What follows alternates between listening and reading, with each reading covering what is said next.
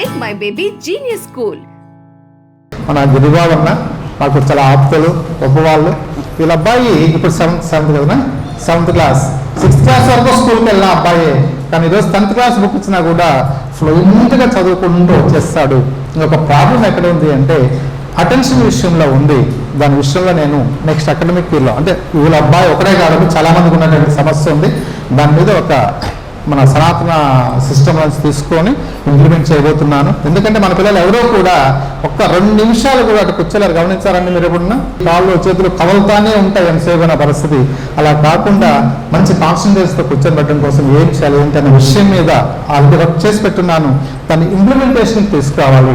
దాన్ని next year ఇస్తే ఎలా తయారవుతారు మన పిల్లలు అంటే, మీరు ఏది కోరుకుంటే దాన్ని సాధిస్తారండి. మీరు నీట్ కావచ్చు, ఎంసెట్ కావచ్చు, లేదు రేపు సివిల్ సర్వీస్ రావించి మంచి అద్భుతమైనటువంటి సక్సెస్ సాధించాలని కూడా ఎలాంటి బేస్ కావాలి వాళ్ళకు బ్రెయిన్ రిలేటెడ్గా అన్న విషయాన్ని కూడా నేను ఇవ్వడానికి సిద్ధంగా ఉన్నాను. అన్న మళ్ళీ మాట్లాడతారండి. ఇప్పుడు ఆయన మొట్టమొదట ఈ హ్యాండ్ రైటింగ్ మీద తిరుపతిలో అనేక పరిశోధనలు చేసినప్పుడు నేను ప్రెసిడెంట్ సెక్రటరీగా ఉన్నాను. బేసిక్గా జర్నలిస్ట్ని. ఆ సమయంలో నాకు పరిచయమైనప్పటి నుంచి కూడా ఆ రోజు ఎలాగైతే ఒక విషయం పైన లోతైన అవగాహన పరిశోధన చేస్తారో ఈరోజు కూడా అదే స్థాయిలో ఉన్నారు. ఒక చిన్న స్థాయి నుంచి పాఠశాలను ప్రారంభించి ఈరోజు ఇంతమందికి చదువులు నేర్పించే ఒక టీచర్గా కాకుండా చదువులు చెప్పే ఒక డాక్టర్గా కూడా ఆయన ఉన్నారు. విద్య వ్యాపారమైపోతున్న ఈ రోజుల్లో విద్యని ఒక సామాజిక బాధ్యతగా భావించి అందరికీ ఒకే విధంగా కాకుండా ఎవరెవరికి ఏ విధంగా చదువు చెప్పాలో దాన్ని అవగాహన చేసుకుని ఏ విద్యార్థి ఎంత మాత్రము మనం చెప్పింది వింటున్నాడు, నేర్చుకుంటున్నాడు అన్నటువంటి స్పృహ ఖచ్చితంగా పాఠశాల యాజమాన్యం ఉండాలి. మనం ఎవరు స్కూల్లో పూర్తి చేస్తాము, ఒకసారి ఉదయం నుంచి సాయంత్రం వస్తాడు, ప్రోగ్రెస్ రిపోర్ట్ వస్తుంది. నేను మా అబ్బాయిని 6th క్లాస్ వరకు కూడా తిరుపతిలోనే చదివించాను. కానీ మా వాడు స్కూల్కి వెళ్తున్నాడు, వస్తున్నాడు. ఫస్ట్ 2 సంవత్సరాలు బాగుంది, తాగే కొంచెం వీక్ అనిపించింది. మళ్ళీ ఎందుకో నాకు అనుకున్న స్థాయిలో చదవడం అనుకుంటున్నాను కానీ కుదరదు. స్కూల్ మార్చాలంటే కొంచెం ఇబ్బందిగా అనిపించింది. కానీ నాకు భాస్కర్ గారు జరిగిన సందర్భాన్ని పంపించేవాడు. అద్భుతంగా భగవద్గీత శ్లోకాలు కానీ నిర్మాణ పద్యాలు కానీ అద్భుతంగా చెప్పాడు. ఓనర్గా చాలా బాగా చెప్పాడు. చదవడం నేను ఇప్పటికి స్కూల్ 7th క్లాస్ మార్చి సార్తో మాట్లాడి మీరు తీసుకుని చూసుకుంటానంటే తీసుకుని వచ్చి సార్ తప్పు చెప్పాను. అంటే నేను అతిశయం పెట్టుకోవాలి. నేను చెప్పింది అక్షరం నేను నిజంగా చెప్తాను. కూడా నాకు తెలిసిన వరకు 100కి 100 రూపాయలు మా వాడిలో గుణాత్మకమైన మార్పు నేను గమనించాను. ఒక పాజిటివ్ అప్రోచ్ వచ్చింది. బిహేవియర్ వచ్చింది. ఫస్ట్ ఆఫ్ ఆల్ చదువు అనేది మనకి వస్తుంది, బిహేవియర్ అనేది వచ్చింది. బాగా ఎలా ఉండాలి, ఎలా ఉంది వాడి యొక్క బస్సుకి నేను వదిలే అవకాశం ఉన్నా కూడా బస్సుకే పంపించాను సార్ తప్ప చెప్పి. ఇంకా వాడికి యాక్టివిటీ ఉండాలా, పిల్లకాయలు కలవాలని. ఇటీవల కాలం సార్ గురించి స్టడీ చేస్తే 10th క్లాస్ బుక్ అవన్నీ చదివేసినాడు. కూలి చదివేవాడు పదాలు. వాళ్ళు అంటే బాలు అక్కడ సపరేట్ చదివేవాడు. వాడు 10th క్లాస్ బుక్ని అవైలబుల్ అవుతున్నాడు. రోడ్లో ఎక్కడ పడితే అక్కడ బోర్డు కనిపిస్తే ఇంతకుముందు వచ్చి చూసేవాడు కాదు.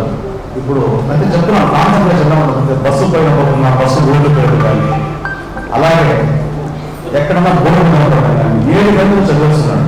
టీవీలో పోతాన్న పాఠం కూడా ఆ టైటిల్స్ అవుతున్నాడు. అంటే నాకేమవుతుందంటే ఈ యొక్క మార్పు అనేది నా కనబడింది భాస్కర్ రావు గారి యొక్క ఆధ్వర్యంలో ఉన్నటువంటి ఈ స్కూల్లో అధ్యాపకులు, టీచర్లు చాలా కష్టపడతారు. వాళ్ళు చాలా ఓపికగా చెప్తారు.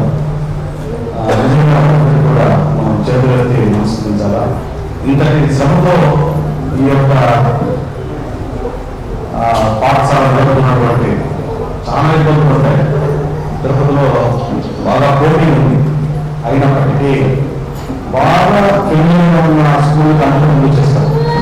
కానీ మన పిల్లవాడిని శ్రద్ధగా చూసి వాళ్ళకి అర్థమయ్యే విధంగా చదువు చెప్పగలిగినటువంటి అంత టైం స్పెండ్ చేసి ఒక బాధ్యత తీసుకొని పాఠశాల నిర్వహిస్తున్నటువంటి భాస్కర్ రాజు గారికి, ముఖ్యంగా వాళ్ళ కుమార్తె నాకు బాగా పరిచయం అశ్విని తిరుపతిలో 2 చదువులు రాసుకోవాలి, ల్యాంగ్వేజ్ రాసుకోవాలి, నాట్యంలో సాక్షిలో మొట్టమొదటి ఆర్టికల్ వేసింది. సాక్షిలో మేబీ 2010-12 మధ్యలో అనుకుంటున్నాను. అసలు అద్భుతంగా 2 చదువులు రాయగలిగింది, అన్ని లాంగ్వేజ్ రాయగలిగింది. ఇంకొక వాళ్ళ చిన్న అబ్బాయి పిల్లవాడు మంజునాథ, కరెక్ట్ నా పేరు మంజునాథ. ఆ అబ్బాయి అద్భుతంగా పద్యాలు చెప్తాడు, శ్లోకాలు చెప్తాడు, రికార్డు కూడా వచ్చాడు. కాబట్టి వాళ్ళు సరస్వతి పుత్రులు, వాళ్ళేమి ఇతరులు సహజంగా వాళ్ళకు ఒక జ్ఞానం ఉంది. ఆ జ్ఞాన పరంపర ఆ పిల్లకాయలు కొనసాగిస్తున్నారు.